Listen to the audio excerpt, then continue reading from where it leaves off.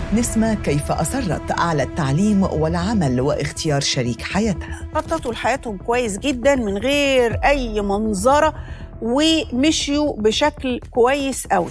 ما هي نسب مساهمة المرأة العاملة من إجمالي قوة العمل؟ لما تبصوا لنسب المتخرجين هتلاقوا البنات قد الولاد.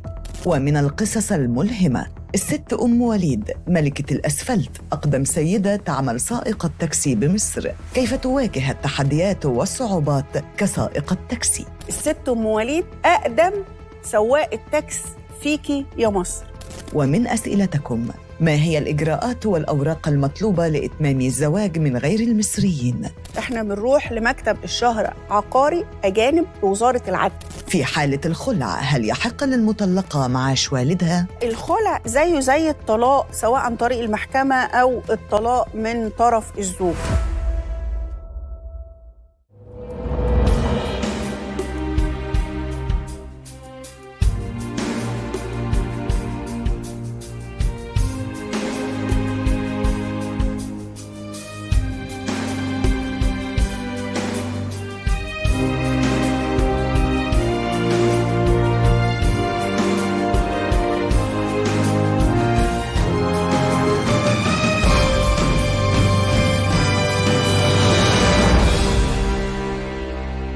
ازاي الحال؟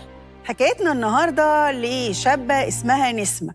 نسمة من أسرة بسيطة قوي، أبوها راجل صنايعي على قد حاله، أمها ست بيت زي كتير من الأسر المصرية.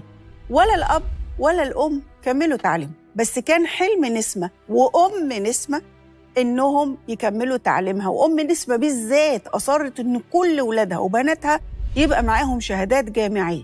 رغم دي الحال نسمة ما استسلمتش للموضوع، وبتشجيع مامتها بدأت تشتغل من بدري قوي، من أول ما دخلت الجامعة تشتغل وبالفلوس تاخد كورسات، وفي الأجازة تنزل تشتغل تاني وتعمل حاجات تطوعية وتنزل في جمعيات وشركات ما سابتش حاجة. 12 شهر دراسة وأجازة يا إما بتشتغل بفلوس يا إما بتنزل متطوعة، واعتبرت إن التطوع في أي شركة أو في أي جمعية أهلية حتى لو ما ادوهاش فلوس ده بدل الكورسات اللي بتحط هي من جيبها فيها. الحقيقة نسمة لما اتخرجت وجت تشتغل اشتغلت على طول، لا واسطة ولا حد تعبها، لأن هي أصلاً متخرجة ومعاها 4 سنين خبرة عمل. على فكرة الدنيا ماشية وهي ماشية فهماها لأنها نزلت من بدري. اتجوزت حد ابن حلال وجوزها وهي اتفقوا إنهم يعملوا بيتهم زي ما هم عايزين بمزاجهم، لكن كمان يأجلوا الخلفة 2 على الأقل. خططوا لحياتهم كويس جدا من غير أي منظرة ومشيوا بشكل كويس قوي. لكن طبعا الناس تسيبهم؟ لا طبعا. احنا عندنا انتوا عارفين الحشرين بقى، أول ما حد يتجوز هتخلف امتى هتخلف امتى هتخلف امتى، لدرجة إن إصرارها هي وجوزها على إنهم يمشوا على الخطة اللي هم رسمينها خلت بعض الأهالي يقولوا عليهم ما بيخلفوش ويطلعوا إشاعات وحاجات غريبة كده. إنما أبداً هم ما حصل لهمش ابتزاز اجتماعي، لأنه أحياناً الناس تخلف بس عشان تثبت كفاءة من كتر ما بيبتزوا اجتماعياً، أو يتقال على الراجل حاجة أو يتقال على الست حاجة. قالوا لأ، إحنا هنحط خطتنا اللي تناسب حياتنا، واتفقوا إنهم يخلفوا طفل واحد بس. نخلص اللي حواليهم يسكتوا. انتوا عارفين اللي ما اتجوزش نقعد نقول له هتتجوز امتى هتتجوز امتى، اللي اتجوز نقعد نقول له هتخلف امتى هتخلف امتى، اللي يخلف هتخويه امتى هتخويه امتى، ولما يخويه تقلب الليله بقصه ايه؟ مش هتجيبوا حاجه صغيره بقى تلعبوا بيها. الحقيقه كل دي ضغوط وابتزاز اجتماعي للشباب، ويخليهم ماشيين في سكه هم مندفعين من غير ما يخططوا لها. وقليل قوي اللي بيبقى عامل زي بنتنا دي وجوزها، والحقيقة اللي حسبوه إنه يبقى عندهم تقييم مخاطر للحياة وللدنيا صح، لأنه جوزها اتعرض لمشكلة صحية خلته قاعد فترة طويلة من الشغل، بس هي كانت جدعة بتشتغل تحبه، الاتنين شركة في الحياة، وقفت جنبه سندته، سندت البيت لحد ما رجع تاني وقف على رجله. كانت زي كل ست مصرية أصيلة عارفة هي بتعمل إيه. وطبعاً الموقف ده أثر جداً في حياته.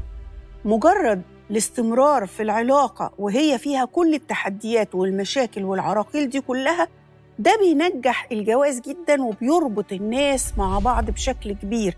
لأنه الحقيقة الجواز مش إننا نقفل على نفسنا بيت ونقول عندنا سكن.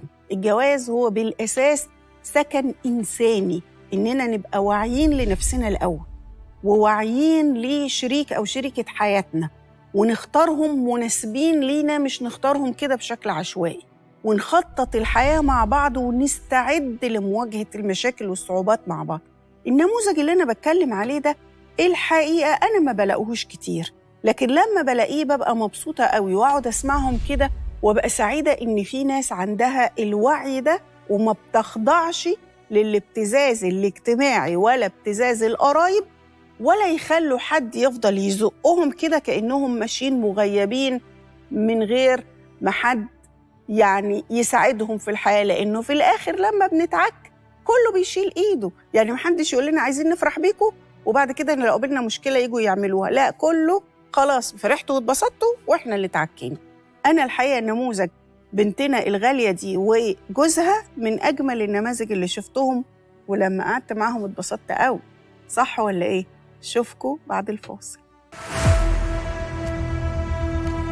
في الحقيقة البنت الشاطرة بتسد زيها زي الولد بالظبط. الدروس كلفتنا يجي 5000 جنيه، يجي 7000 جنيه، ده في سنة واحدة في ثانوي. هو النهاردة بقى في بيت ممكن يفتحوا الشاب لوحده، كل واحد في إيده تليفون النهاردة هو متصل بكل الدنيا. السواقة مهارة زيها زي أي حاجة في الدنيا.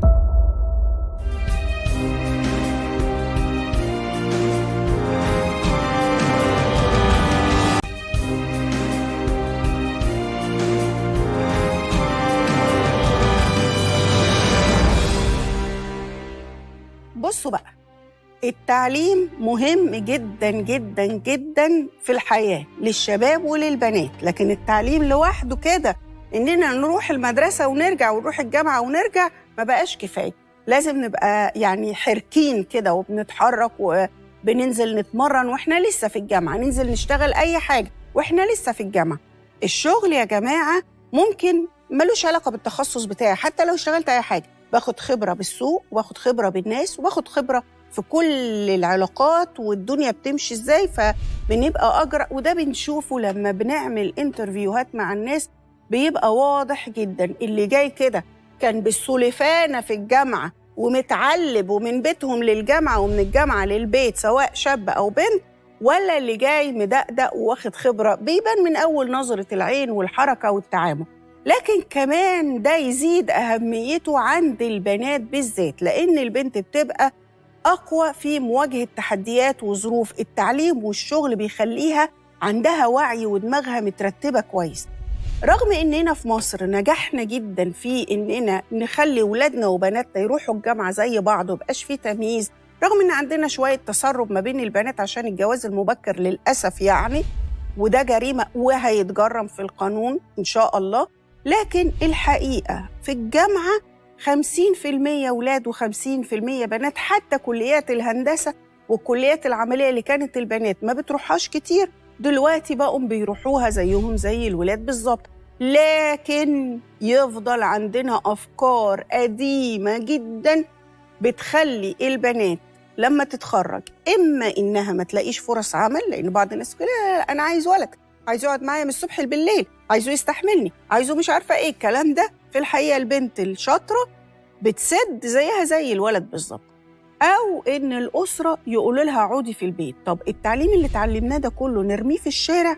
الوقت والاستثمار وحرقة الدم في الثانوية العامة والدروس وبعد كده جامعة وكتب ولبس ومروح ومجاي نرميه في الشارع؟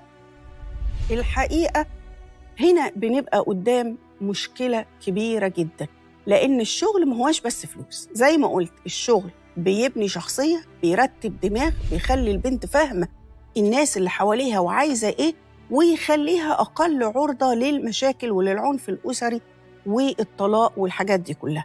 فإحنا محتاجين نقف قدام القصة دي بتاعت إننا نحط فلوس قد كده في تعليم البنات في ثانوي وفي جامعة، وبعد كده نقول لهم اقعدوا في البيت، يا إما إن إحنا أماكن العمل نفسها تقول لك لا إحنا عايزين ولاد بس. خلونا نشوف الانفوجراف ده ونرجع نتكلم أكتر. نسب المرأة العاملة. بلغت مساهمة المرأة في قوة العمل 15.2% من إجمالي قوة العمل، 69% للذكور. بلغ معدل التشغيل للإناث المشتغلات 12.8% مقابل 65.2% للذكور. وتتوزع النساء في بعض الأعمال كالتالي: نسبة النساء اللاتي تشغلن مهنة الأخصائيات والمهن العلمية 30.9% من إجمالي المشتغلات، في حين مثلت القائمات بالأعمال الكتابية 10%. أما نسبة الفنيات ومساعدي الأخصائيين 11.9%، في حين أن نسبة المشتغلات في الزراعة والصيد 18.5%. كانت نسبة العاملات في الخدمات ومحال البيع 16%، وكانت أقل نسبة للعاملات في المهن الحرفية ومن إليهم 1.7%. لو حسبنا الفلوس اللي بتتصرف على تعليم البنات، مش هقول الدولة وتوفير الكراسي في المدارس والمدرسين لا، الأسر، تلاقي الناس عمالة تصوت تقول لك الدروس كلفتنا يجي 5000 جنيه، يجي 7000 جنيه، ده في سنة واحدة في ثانوي. ده غير الجامعة، كتب الجامعة ما بقتش رخيصة، المواصلات مش رخيصة، اللبس مش رخيص، كل حاجة في الجامعة ما بقتش رخيصة، رغم إن إحنا في مصر لسه عندنا التعليم الجامعي مجاناً، مصروفات يعني رمزية جداً، لكن المصروفات الفعلية على الأسر المصرية ضخمة جداً. مش هقول لكم بقى إن التعليم المجاني ده ما بيكلفش على الدولة، مالناش دعوة بالدولة، لكن أنا بتكلم على مصالحنا إحنا الشخصية، إحنا بنصرف قد إيه. لما تبصوا لنسب المتخرجين هتلاقوا البنات قد الولاد، فلما نبص لنسب المشتغلين في سوق العمل نلاقي البنات 15% بس والولاد 69%، يبقى احنا بنهدر كمية ثروة رهيبة اتحطت في الاستثمار في البنات. طب الحل ايه بقى؟ نرجع تاني نقعدهم في البيوت ما يتعلموش، ولا نفكر ازاي اننا نستثمر ونبني على الخبرات اللي خدناها في المدارس والجامعات دي؟ طيب لما بنتكلم على المشتغلين عندهم وظائف 12% بس، 12% يا جماعة. طب عايزنا نرجع زي زمان؟ ماشي، قول لي الزمان بقى، ارجع يا زمان. هو النهاردة بقى في بيت ممكن يفتحوا الشاب لوحده؟ يعني الاتنين متطلباتهم بقت مش زي زمان. زمان كان آخرنا يوم ما نفكر نحلم نجيب تلاجة وتلفزيون وغسالة وبوتاجاز وأدي البيت خلص. النهاردة الناس كل بيت، كل 2 شباب لسه متجوزين لسه ما خلفوش عيال، عندهم موبايلين، عندهم وصلتين شحن، عندهم باقتين بيدفعوا. ده تغير حاجة واحدة من اللي رفعت مستوى الصرف في الحياة. مش هقول لكم تكلفة أكل وشرب، انتوا عارفينها أكتر مني، بس انتوا مش واخدين بالكم إن الحياة بقت لازم تعتمد على الشراكة ما بين الاتنين. وبالتالي الكلام بقى النظري بتاع إننا عايزين نرجع زي زمان والست تبقى مسؤولة بس عن العيال وتقعد تريح الراجل. طبعا قصة إنها تقعد في البيت تريح الراجل دي قصة طلعت وهمية شويتين، لأنها بتقعد يا عيني لوحدها وزهقانة، ويجي الراجل طلعان عينه من الشغل، فهي عايزة اللي يكلمها، ما هي مش تكلم نفسها، وهو أمنية حياته يتنح في السقف ويقعد على الكنبة ويتفرج على الماتش، وكل اللي في الاستوديو هم هتلاقيهم بيقولوا النبي نفسنا. طبعا هنسيبكم تقعدوا تتفرجوا على الماتش ونكلم نفسنا احنا؟ لا. فالحل إن احنا نبقى شركاء في كل تفاصيل الحياة، مش إنه التصور التقليدي القديم. الناس بقت تطلعاتها وطموحاتها وصلاتها بالعالم مختلف، كل واحد في إيده تليفون النهاردة هو متصل بكل الدنيا. الأول كانت معلوماتنا وتطلعاتنا وطلباتنا في الحياة مبنية على المستوى بتاعنا وجيراننا وقرايبنا، ما كانتش منفتحة على عوالم أخرى بنشوف فيها الناس وبنبقى عايزين نعيش زيهم. وبالتالي هنا أفضل شيء إننا نكمل الاستثمار في التعليم، بإننا نستثمر في الحياة، وإنه يبقى للبنات والسيدات فرص عمل علشان يبقى في قيمة إضافية في البيت، دخل 2 غير دخل 1. ولو الزمن مال على حد فيهم التاني يعرف يسنده، ما يبقاش القصة إنه لو في أزمة هم بنجري على محكمة الأسرة ونقول ليه الدنيا بقت الخناقات فيها أكتر والمشاكل فيها أكتر، لأن الدنيا اتغيرت. إحنا اللي مش عايزين نعترف إن الدنيا اتغيرت، متطلباتنا مختلفة، مصاريفنا مختلفة، طموحنا مختلف، تطلعاتنا مختلفة. مع ده يبقى لازم نبقى ايدينا في ايدين بعض، شركاء في الحياة. حلاوة الفيديو اللي عمله المجلس القومي للمرأة ده إنه هو بيفرجنا على نفسنا، الأفكار النمطية جداً، الانطباعات القديمة جداً عن البنات والسيدات، سواء بقى في السواقة أو في الحياة عموماً. دايماً يقول لك لما يكون حد مش عارف أصل واحدة ست بتسوق، السواقة مهارة زيها زي أي حاجة في الدنيا. فلو واحدة ست بتسوق من قبل حضرتك ما تسوق، هي هتغلبك، يعني هتبقى عارفة الإشارات والمرور. وبالمناسبة الإحصائيات اللي ليها علاقة بحوادث الطرق كلها بتقول إن إحنا أكثر التزاماً وأقل حوادث، إحنا أكثر التزاماً بقواعد المرور، يمكن علشان خايفين من المخالفات ومعنيش فلوس ندفعها. بس يعني الخلاصة إنه كل شيء في الحياة هي مهارة بيتعلمها الشاب أو الشابة، الراجل أو الست، ولما يتقنها هو ده المعيار الأساسي. صح الكلام؟ شوفكم بعد الفاصل. انت تعرضتي للتحرش؟ لا محدش يقدر. انت حد ضايقك؟ لا محدش. ست واثقة من نفسها كده، جامدة جدعة من وهي شابة صغيرة. احنا بنروح لمكتب الشهر عقاري أجانب بوزارة العدل. الحقيقة الخلع زيه زي الطلاق، سواء عن طريق المحكمة أو الطلاق من طرف الزوج.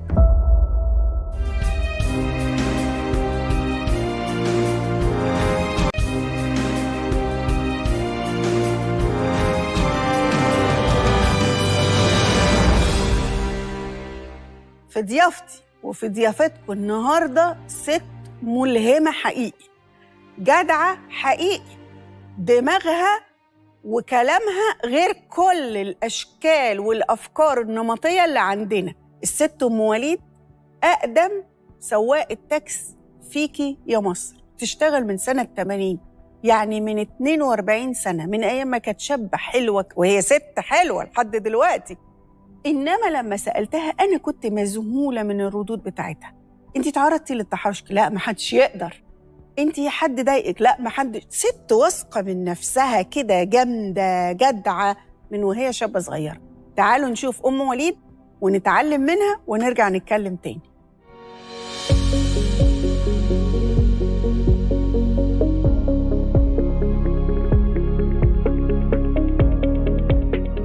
إزاي الحال؟ الستات الجدعة يفتحوا النفس في كل مكان، والنهاردة أنا معايا واحدة من أجدع الستات، الست الجدعة، الست حسنية. إزاي؟ لا أم وليد. أم وليد صحي اسمي ده خالص. أيوة. طب قولي لي بقى مين وليد؟ وليد ابني الله يرحمه، ربنا يديك الصحة كان يا كاتب رب. وصحفي في جريدة عين وتوفاها الله. ومن ساعتها أنتِ قلتي أم وليد. أيوة. لا من قبلها أم وليد، من ساعة ما اتولد وأنا أم وليد. 36 سنة هو وأنا أم وليد، ودلوقتي بقيت بقاله 5 سنين، يعني بقى لي 40 سنة بقول أم وليد. ومعاكي غير وليد؟ معايا سمير. أيوة. ومعايا رضا. ربنا يخليك. ربنا يخليك. بتشتغلي سواقة تاكسي من 42 سنة، من سنة 80. قولي لي أنتِ اشتغلتي سواقة تاكسي إزاي؟ يعني بدأت القصة معاكي إزاي؟ بدأت في سنة 80. أنا مش مكملة تعليمي، وفي نفس الوقت أنا عايز أشتغل، عايز أصرف على نفسي، عايزة أما أجيب فستان، أجيب بنطلون، أجيب حاجة أجيبها من فلوسي أنا، ما قلتش لأبويا اديني. فتعلمت السواقة من ولاد عماتي. كانوا بيركبوا عربيات قدامي وهم سواقين أصلا. عندنا سواقين كتير في العيلة. أيوة. فكنت بقعد جنبيهم وأشوف هو بيعمل إيه، بينقل إزاي، بيركن إزاي، بيتعامل مع الزبون إزاي، بيتعامل مع الناس إزاي كده. ولكن في الوقت ده أنا ما اتعلمتش الشوارع، ما حفظتش الشوارع خالص. بس فلما حسيت إن أنا ممكن أسوق عربية، قدمت على عربية في بنك ناصر. الأول طلعت الرخصة ورحت خدت رخصتي، رحت بنك ناصر، قدمت على عربية واستلمت عربية رينو 12. واشتغلتي بقى في الشارع بقى. خرجت بقى مش عارفة أي حاجة في أي حاجة. ما خفتيش من الناس؟ لا أنا ما خفتش لما من حد. يركب حد جنبك بالذات راجل مثلا؟ لا أنا مش خايفة. أمال؟ لا أنا ما كنتش خايفة، أنا عايزة أعرف الشوارع وعايزة أشتغل وعايزة أسد قسط العربية 150 جنيه كل شهر. طيب اتعرضتي لمواقف بايخة؟ لا. مفيش حد سخف عليكي ولا تحرش بيكي ولا ولا تحرش ولا اي حاجه، ولا قل ادبه مثلا؟ لا ولا لا لا استظرف؟ لا ببقى قاعده على الدركسيون وقاعدة على الكرسي متملكة من نفسي، مش بدي فرصة للي جنبي يرغي معايا، مش بدي فرصة لحد. ولو واحد هيكلم معايا بكلمه في الحدود اللي هو بيسألني فيها. سألني على حاجة برد عليه، حاجة هنبدأ بقى كده، أقول له بقول لك إيه؟ لو سمحت يا إما تنزل يا إما تقعد ساكت، بس مش هخطب. بتحطي الحدود على طول. على طول. فبالطريقة دي ما بدروش فرصة بقى إيه يهرج أو نتكلم أو نضحك أو نصاحب على بعض بقى. أنا مش خارجة الصاحب، أنا خارجة أشتغل. فوضع الحدود ده مخلي الناس كده إيه كده. ما حدش يتطفل. وحاليا ما أنا بقعد مع السواقين، ما عنديش صحاب حريم، ما عنديش ولا ست صاحبتي. أنا صحابي كلهم رجالة ورجالة وبقعد في وسطيهم. أيوة وبقعد في وسطيهم، بس الحدود واضحة. ما حدش بيقول كلمة قدامي غلط، ما حدش بيهرج معايا بكلمة كده أو كده. أنت ركب معاكي حد وكان أيوة. عايز يقلبك في 20 أيوة جنيه. ده كان آخر نفر ركب معايا، كان حوالي الساعة 3 بالليل 4 بالليل. قلت خلاص هروح، الجو ريح هروح. فبرمت 20 جنيه كده وحطيتها في الطفاية عشان تموني أمون منها العربية. فشاور لي واحد قال لي عن ناحية سفنكس كده، قال لي رود الفرج. قلت له اتفضل. فقعد جنبي عادي، مش هيفرق معايا يقعد ورا يقعد قدام عادي. ما بتقوليلوش لازم تقعد ورا. لا هو قاعد في عربيتي هيعمل لي ايه؟ ما انا واثقه من نفسي. المهم يا ستي وصلنا لحد رود الفرج وقدام قهوه ونزلت. راح مطلع ال 20 جنيه بتاعتي مديها لي. مسكت غبي اللي انت حطاها. غبي اللي انت حطاها ما بين غبي ما فتحهاش فتحه ثانيه. فتحها فتحه معينه معاه. هو نتشها كده بنفس التطبيق. وراح فتحها 2 وراح مديها لي. فبصيت فيها وبصيت في الطفايه، ما لقيتش ال 20 جنيه بتاعتي، رحت قفشاه. فانا بقفشه كده وبزعق، ولقيت القهوه كلها اتلمت عليه. وخد علقه حلوه يا جميل. ادوا اللي فيه النصيب. وخدت ال 20 جنيه بتاعتي وخدت اجرتي منه. وسبته ومشيت. طيب. سبته لهم ومشيت. قولي لي بقى، في ناس ممكن يركبوا معاكي وتاخديش منهم اجره؟ ممكن. ليه بقى؟ ما بيني وما بين ربنا. يعني مثلا ست كبيره، النبي يا بنتي بس اي حته فلانيه معيش فلوس، اتفضلي يا حاج. اقدر نفسي ان انا مش ماشيه فاضيه، ما السواقين بيمشوا فاضيين كتير. اقدر نفسي ماشيه فاضيه. راجل كبير، شاب مثلا ومعهوش فلوس، اطلع تعالى. اللي معهوش، لكن معاه يستخسر يديني حق العداد. لا ده كلام تاني. تفهميهم ازاي؟ تفرقي ما بين اللي بيستعبط او اللي فعلا في ضيقه ازاي؟ بيبان عليه يا مدام. لا اللي في ضيقه ده بيبان عليه ان هو مفيش، بيكلمك بكثره نفس. ربنا يكفيك شر كثره النفس. يا رب. اللي معهوش ده بتبقى نفسه مكسوره. هو بيبان نفسه مكسوره. خلاص يبقى معهوش. في موقف مثلا اتبسطتي فيه قوي، يعني وصلتي عرسان، دخلتي واحده بتولد المستشفى؟ لا واحده ولدت في العربيه. والله في العربيه الرنول الاولانيه. شغلانه حلوه، مش وحشه. شغلة السواقه مش وحشه، بس عايزه ست جدعه. عايزه ست واثقه من نفسها. عايزه واحده مش هق ومق. ايوه الشغلانه دي ما ينفعش فيها هق ومق خالص. انا ما بضحكش مع حد، ما بهزرش مع حد. انا ببقى قاعده كده في حالي. لو واحد هيفتح في كلام ما عجبنيش اقول له لو سمحت يا تنزل يا تسكت كده. هو الحقيقه الشغل كله مش عايز هق ومق. اي شغلانه لا مش عايز هق ومق. عايز الناس تبقى جاده وعارفه هي بتعمل ايه وملتزمه. يعني ما هو الست لو هقت ومقت مش هتشتغل. هي مش خارجه تشتغل بقى، خارجه تهق وتمق. انا ما عنديش بقى لا هق ولا مق. انت ست جميله قوي وجدعه قوي. ربنا يخليك. واتشرفت بيكي قوي. ربنا يبارك لك. ونورتيني قوي قوي. ما تحرمش منك. ربنا يديكي الصحه يا مواليد. ربنا يخليكي يا حبيبتي. اتشرفت بيكي. ربنا يخليكي يا رب.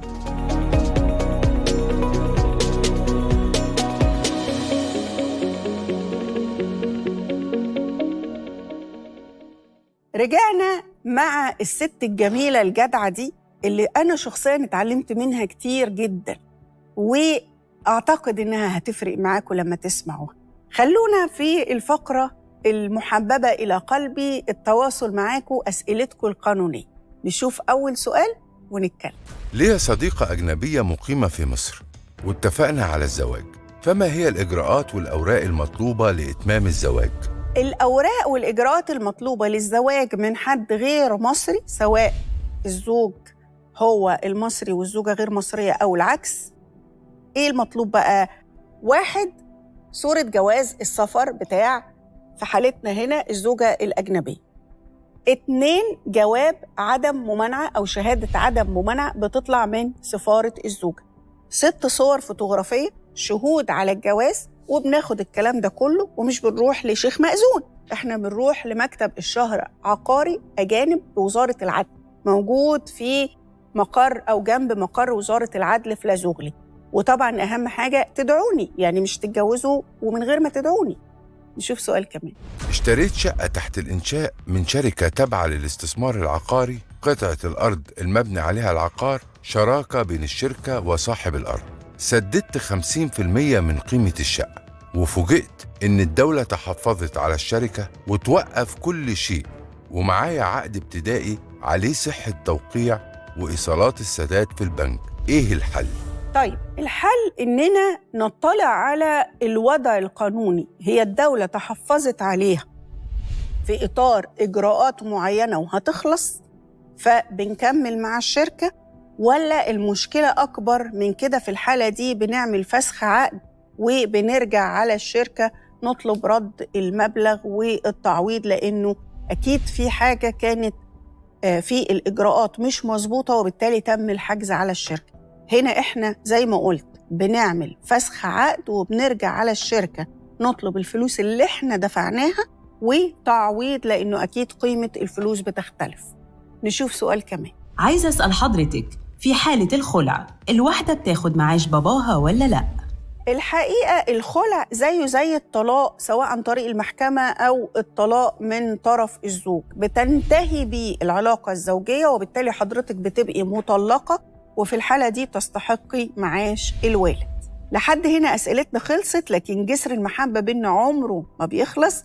عايزاكم تبعتولي حكاياتكم الملهمة على حكايات نهاد، والأسئلة القانونية بتاعتكم تبعتوها على صفحة محاميك على الإنترنت، وعندنا فريق كبير من المحامين بيرد عليها، وبنستفيد منكم إن نشوف أكتر الأسئلة اللي شغلة حضراتكم وناس تانية كتير، ونشارك بعض بيها في الحلقة. أشوفكم دايماً بألف خير.